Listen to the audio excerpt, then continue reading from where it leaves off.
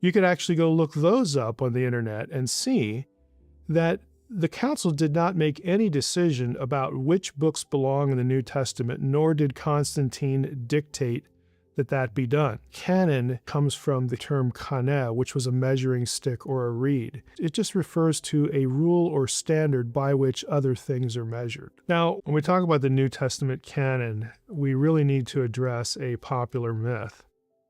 And the myth is that the Emperor Constantine in the 4th century, in conjunction with the Council of Nicaea, the very famous council in church history, picked the books that were going to be in the New Testament. Now, this idea was popularized through the novel by Dan Brown, The Da Vinci Code.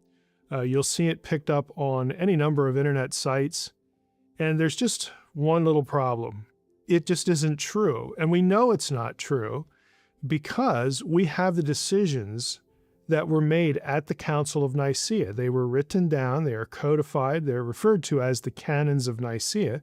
You could actually go look those up on the internet and see that the council did not make any decision about which books belong in the New Testament, nor did Constantine dictate that that be done. Canon comes from the term canon, which was a measuring stick or a reed. It just refers to a rule or standard by which other things are measured. Now, what Constantine did want done is he wanted the church to make a decision.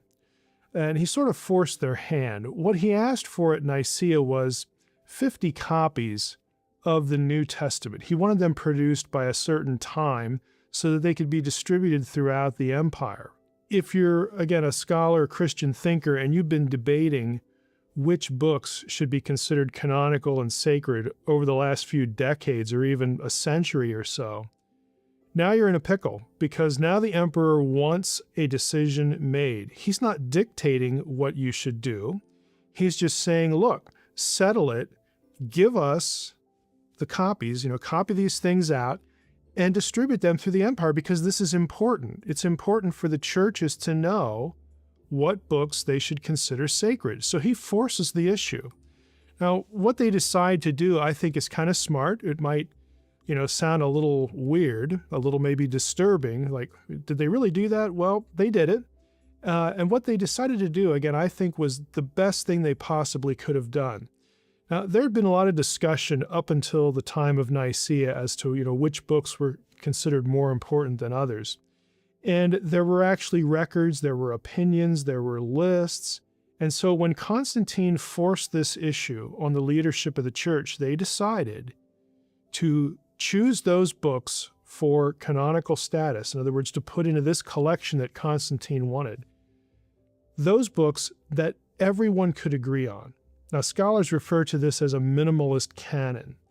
So this was the decision that was made. Which are the books that nobody's going to fight over? It's probably the best thing to do, create a minimalist canon. And it turns out historically that those books are the books we have in our New Testament. So there were outliers that certain people within the church liked or defended, they talked about, they argued in favor of, and so on and so forth. But when it came right down to it, making the emperor happy, which was important, they decided we're going to pick the ones that nobody's going to argue with. And so that's how we got a minimalist canon. Now, that might sound a little too human, but we have to realize what their attitude also was in relation to decisions like this. They really believed that the Holy Spirit would guide people, would guide the leadership of the church into recognizing which books should be considered authoritative. So you have actually references in famous church fathers about sort of losing a fight for a certain book. And you'll actually see this reflected that, hey, look, I defended, this book over here, and it didn't make it into the minimalist canon that eventually, again, was copied and perpetuated throughout the Christian world. But I'm okay with that. I'm good with that because I believe that the Spirit of God would work through his anointed leaders, the mass of Christianity, the mass of believers, that the Spirit of God would help us make the right decision, and I'm fine. And again, I think that's the right attitude to have, and it really reflects, on one hand, a decision that is pragmatic, but on the other hand, they just assumed that the Spirit of God was in the decision.